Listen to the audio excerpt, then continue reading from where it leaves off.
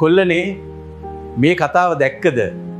මේ තඹුත්තේගම ගල්නෑව පාර ඇතින් කිලෝමීටර් 4ක් යනකොට ජනාධිපතිතුමාගේ ගෙදර. දැන් පහුගිය දවස්වල මේ දික්වා කුණාටුවෙන් ආපු මේ ජලකඳ මේ පාර සම්පූර්ණයෙන්ම කඩාගෙන මේ වෙල්යායත් එක්ක තමයි ගියුනේ මේ සීල්දනා පවසන විදිහට. හැබැයි බලන්න දැන් ලැජ්ජාව කියන්නේ අර තරමේ මේ පාර තවම මේ ආණ්ඩුවේ ජනාධිපතිවරයාගේ ගෙදරට යන පාර මේ තියෙන්නේ. ජනාධිපතිවරයාගේ ගෙදරට යන පාරවත් අනුතරම මේ ටික හදාගන්න පුළුවන් කමක් නැහැ නේද? වැලිකොට්ට සංස්කෘතිය ගෙනාපු ජනාධිපතිවරයා සහ ආණ්ඩුව දැන් මේ පැත්තේ කියනවා මේ කුඹුරියාය. මේ කුඹුරියාය කිසිම ප්‍රයෝජනයක් ගන්න බෑ. මේව කට්ටටම ගහගෙන ගිහින් ඉවරයි. මේවා ගිහලා කොන්ක්‍රීට් කෑවේ අර මම හැමතැනම මේවා. අර තාම ඈතට වෙන වැලි.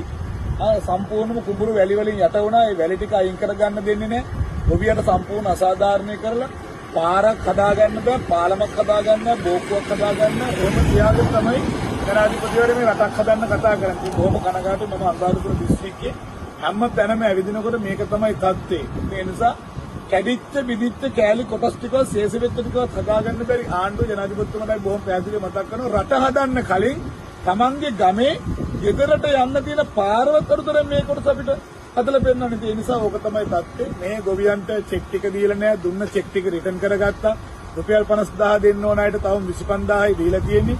ඉතින් මහා රටට සාප කාලයක් උදා උඹලට හිතෙන දේ කියපල්ලා බලන්න.